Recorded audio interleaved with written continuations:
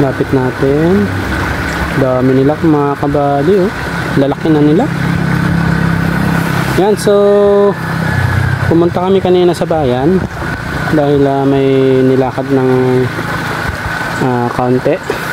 At the same time ay bumili na rin ng karagdagan na feeds. Yan, so pre-starter pa rin yung kinuha namin. Pagka malaki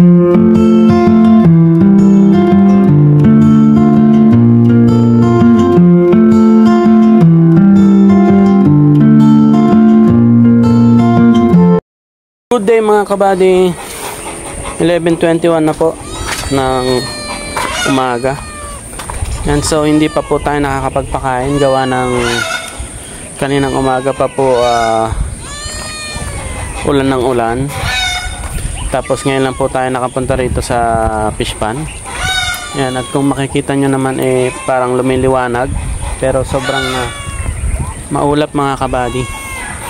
Yan, so tatry ko munang isindi yung solar. Tapos pakiramdaman natin kung pwede tayo magpakain mamaya maya. Yan, so update ko ulit kayo mamaya mga kabady.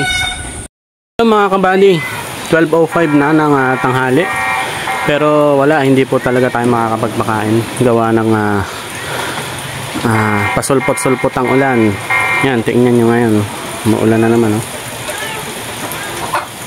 Hindi po talaga tayo makakapagpakain siguro ngayong araw gawa ng masama talaga yung panahon. Yan, pero update ko ulit kayo mamaya mga kabady.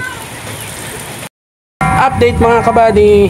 Yan, pasado alas 5 na mga kabady pero wala tayong chance para magpakain ngayong araw gawa ng hindi po tumigil talaga yung ulan kahit tignan nyo mga kabady. Yan, oh. Umuulan na naman. Hihinto after ilang minutes lang. Tapos uulan ulit. Tapos hihinto na naman. Tapos uulan ulit. Ganyan yung panahon ngayon. Yan.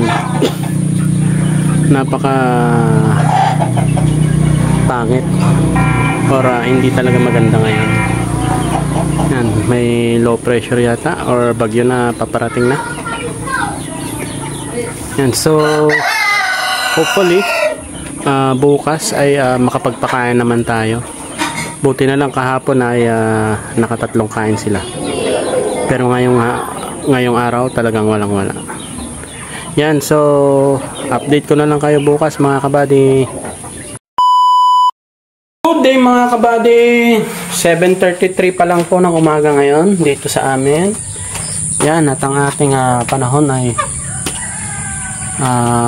maulap pero pasikat na si haring araw mga kabady. Ayan, liwanag na. Yan, so ang ating mga tilapia po ay hindi nakakain kahapon gawa ng maghapong masama ang panahon. Mayat maya umuulan. Kaya hindi po tayo nakapagpakain kahapon.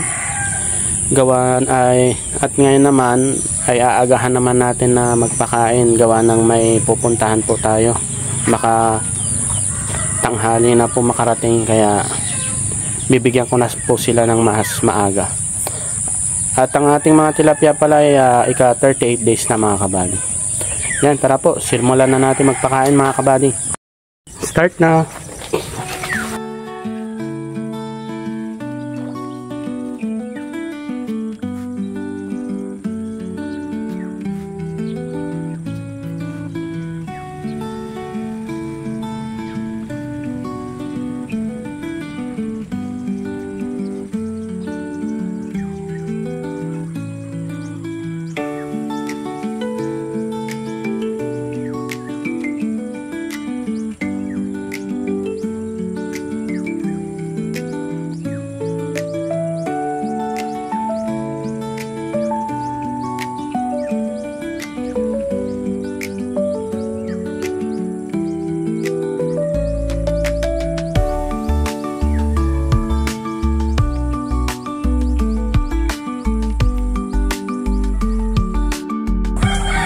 Yan, so mga kabady, naibigay na natin yung nasa 1.5 kilos. Yan, may konti pa rito. So dito na natin ibibigay sa malapit dito sa hagdan kasi sobrang putik po doon, madulas, kaya nagdadaan-daan na lang din ako kanina. Dito na lang tayo mga kabady. Yun nga, sabi ko nga kahapon po ay hindi po tayo nakapagpakain gawa ng sobrang sama ng panahon. Hihinto lang ng saglit tapos mamaya maya bugso na naman. Ganun po maghapon kahapon, pero ngayon namang araw ay ayan na, maulap pa rin, pero ayan na, sumikat na si haring araw.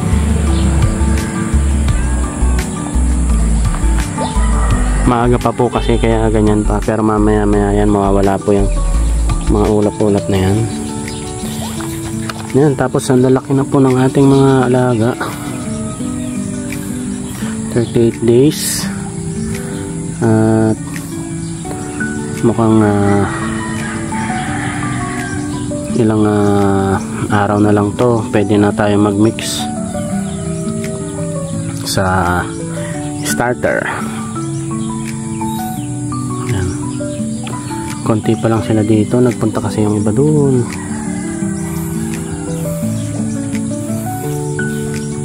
Hinagaan lang ulit natin magpakain gawa ng may importanteng pupuntahan, kaya po nagpakain kaagad. Baka hindi na naman makapagpakain kaagad po ay mamayang tanghali, kaya bigyan na natin kaagad sila ngayon.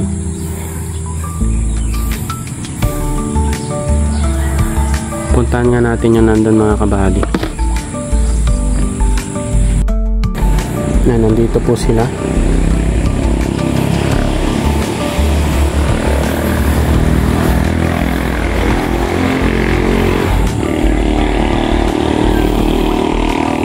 Medyo gumilid na yung tilapia kasi pagka kumakain sila yun, parang maalon-alon na, kaya nadadala sa side yung mga floating pellets.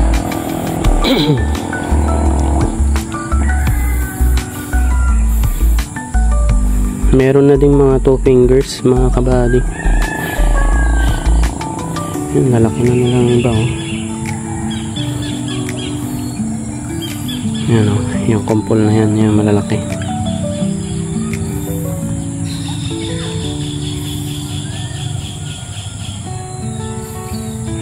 Yung isang laki na, oh.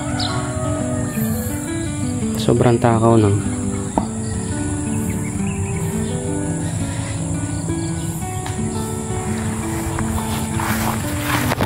Kita kayo, marami pa sila dito, marami pa silang kakainin dito.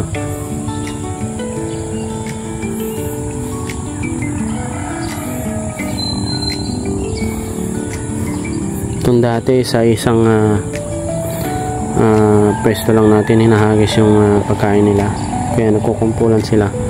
Ngayon gawa ng sobrang bilis nila lumaki, dapat ay even yung pagpapakain sa kanila, kaya dapat pag hihagis natin yung pagkain nila maluwag yung masasakop para lahat makakakain. Dapat isasaboy talaga natin ng maayos, kasi kung itong floating pellets sa isang lugar lang babagsak, ilan lang yung makakakain, yung mga malalaki lang, yung mga maliliit mahuhuli, maubusan na sila. Kaya yung pagpapakain natin mula dun sa hagdan hanggang dito, malapit sa exitan ng overflow. Yan, meron pang konti dito mga kabady, bibigay ko na to.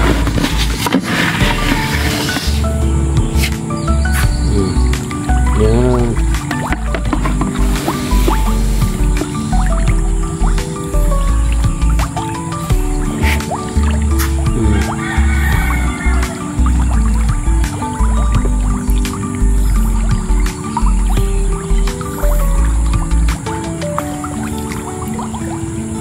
Didinig nyo ba yung parang kumukulo-kulo na tubig? Ganyan po sila kumain.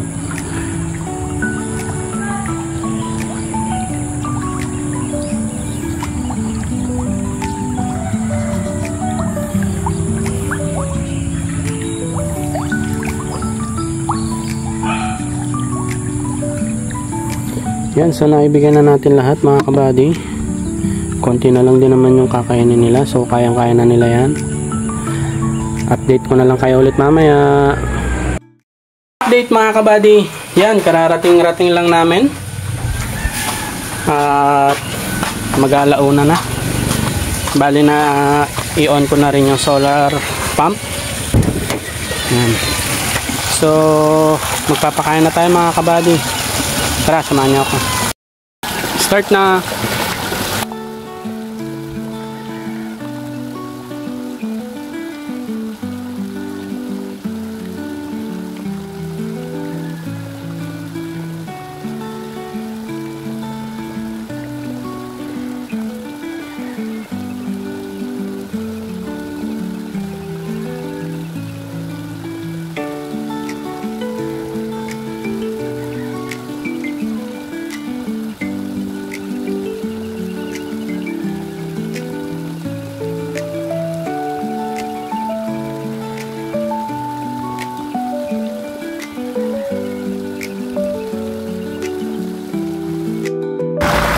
Yan, halos naubos na nila mga kabady yung binigay natin. So bigay pa natin yung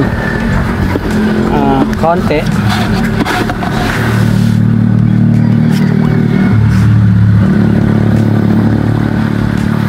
Yan.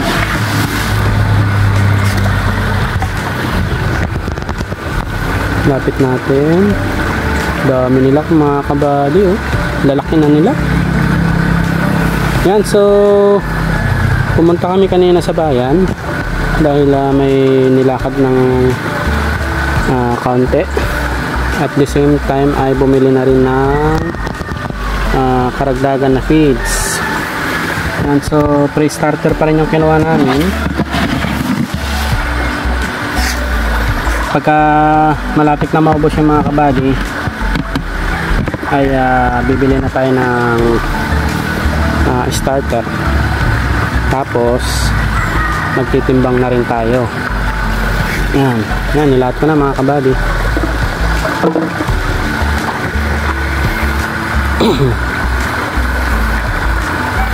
Lalaki na kagad nila mga kabady, nakakatuwa naman. Yan, tapos parang kinukulang na rin ulit yung 1.7 kilos na pinapakain natin sa kanila. Pero pakain yun mga kabady, ha?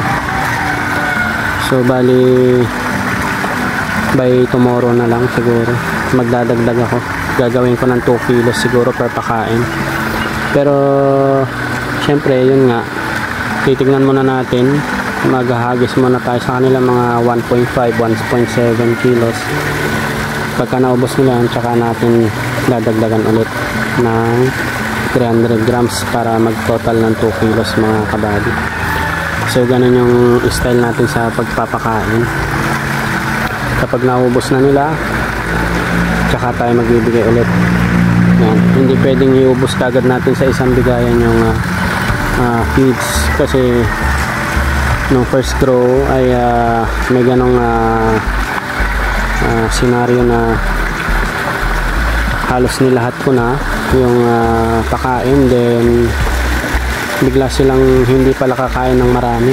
So lulutang-lutang lang yung pagkain nila dyan, tapos hanggang lumubog na lang, hindi na nila naubos. So ayaw natin na magsayang ng feeds kasi mahal mga kabady. Yan, so ang ganda na rin ng panahon. Yan na mga kabady, tirik na yung araw. Yan, tanghali na mga kabady.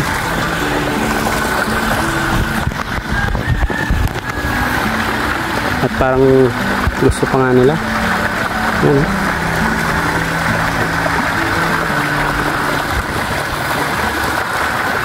Tapos kung makikita niya yung tubig, diba? Hindi green na green. Yun yung kagandahan na may exit overflow. So pagka ganyan, hanggang lumaki sila, ma-enjoy natin yung panonood habang pinapakain mga kabady. Yan, tingnan mo, sama-sama sila mga kabady. Kapal, mga nasa 1,000 or siguro mga 2,000 yan na nagsasama-sama. Ito, lalaki na nito mga kabady. Yun, lalo yung itim na yun. Ang bilis lumaki ng itim na yun. Yun, kikita nyo ba yan nakahiwalay? Parang 2 fingers na siya. Grabe. Yun, ang bilis nang lumaki. Tapos nakikita rin natin yung red tilapia. Pumunta na naman yata dun sa bandang gitna mga kabady. Yun, dami nila. Ayan yung red tilapia mga kabady na sa may bandang hulihan. Yun, nagsama sila ng itim.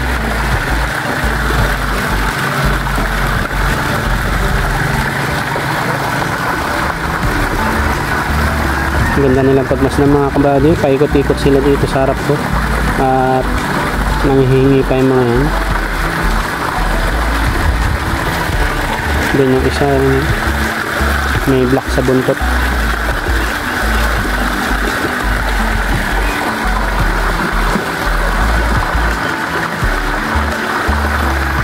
Yan, so mga kabady, tapos na tayo magpakain. Update ko na lang ulit kayo mamaya kung tayo po ay makakapagpangatlong pakain sa kanila.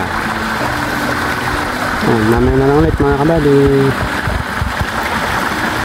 Update mga kabady, 4:25 na po ng hapon at tayo po ay makakapagpakain na ulit. Gawa ng maganda yung ating panahon ngayon. Yan, medyo maulap pero walang sign na uulan. Yan, so pakita ko muna sila bago tayo magpakain mga kabady. Yan sila, oh. Grabing galaw ng tubig. Yun. Kita nyo ba yung mga nangingitim-ngitim na yan? Sila po yan. Kaya lang medyo against the light tayo. Grabe, pakinggan nyo yung kanilang paggalaw mga kabady. Talaga nag-aantay na sila ng makakain. Hindi, nandito siguro mga nasa 2,000 to 3,000 to. Ang dami nila, oh. Paikot-ikot. Yan, so start na natin na magpakain mga kabady para makita nyo na. Start na.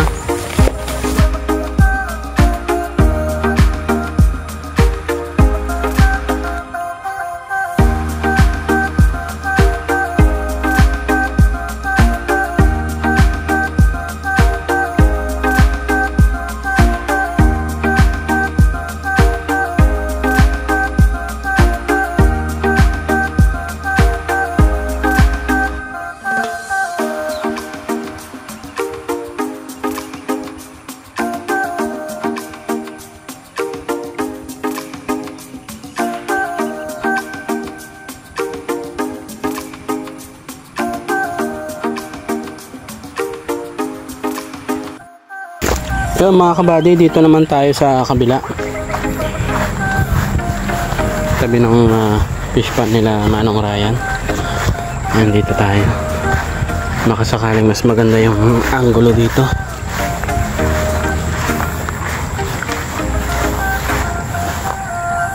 Parehas lang.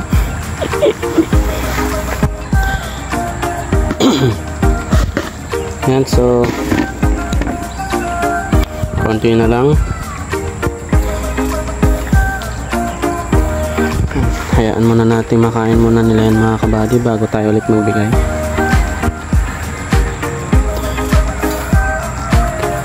Grabe yung gutom nila. Kaya makikita nyo kanina yung unang ahagis natin kung pag kumpulan nila yung feeds, talagang grabe. Parang nabusog na yata sila. Nandun, marami pa yung feeds mga kabady, pero hintayin natin. Yan, at salamat naman at tayo po ay nakapagpakain ulit ng 3 beses ngayong araw. Kaya lang grabe ng init ulit mga kabady. Hapon na pero napakaalinsangan pa rin. Ganito talaga dito sa amin pag wala naman ng ulan at mga hangin-hangin, talagang sobrang init na rin. Kahit sa gabi mga kabady, hindi pwedeng hindi ka naka-electric fan, or kung medyo nakakaluwag-luwag, aircon mga kabady. Yan. Kakapatay lang din natin ng solar kasi mahina na rin naman, kaya pinatay ko lang mga kabady.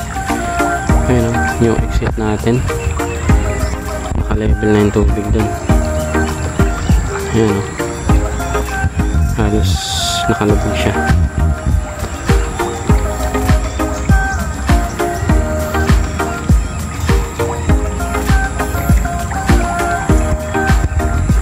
Yan, after 3 minutes to 5 minutes naubos na nila yung pagkain mga kabady. Doon banda may pinagkakaguluhan pa sila, pero yun dito banda ay tapos na, ubos na nila. So magbibigay tayo dito sa gitna. Yan sila.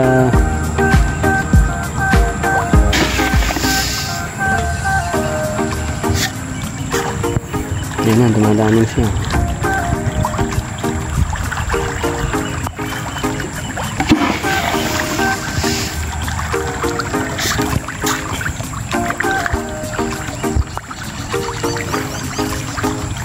Pinagkakaguluhan na nila mga kabady.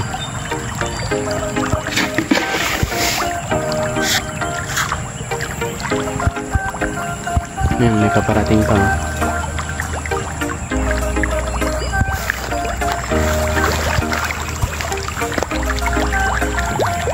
Grabe yung kain nila.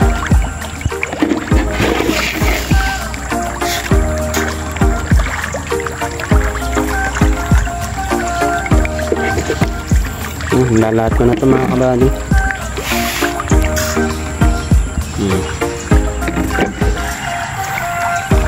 Ubos, tapos na naman ang pagpapakain natin.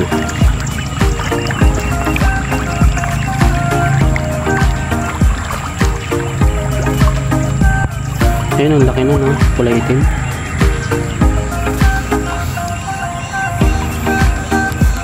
Yan, so bukas mga kabady, kapag maganda-ganda na yung panahon ulit, ay may gagawin tayo doon banda bukas. So abangan nyo na lang. Yan, so hindi ko napapahabain mga kabady, konti na lang na rin naman to.